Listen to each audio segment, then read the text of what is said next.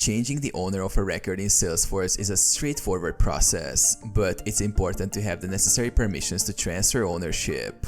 Here's a step-by-step guide on how to change the owner of a record in Salesforce. Log into Salesforce. Start by logging into your Salesforce account and navigate to the record whose ownership you want to change. Find the record. Search for the specific record using the search bar or navigate to the record through its relevant tab.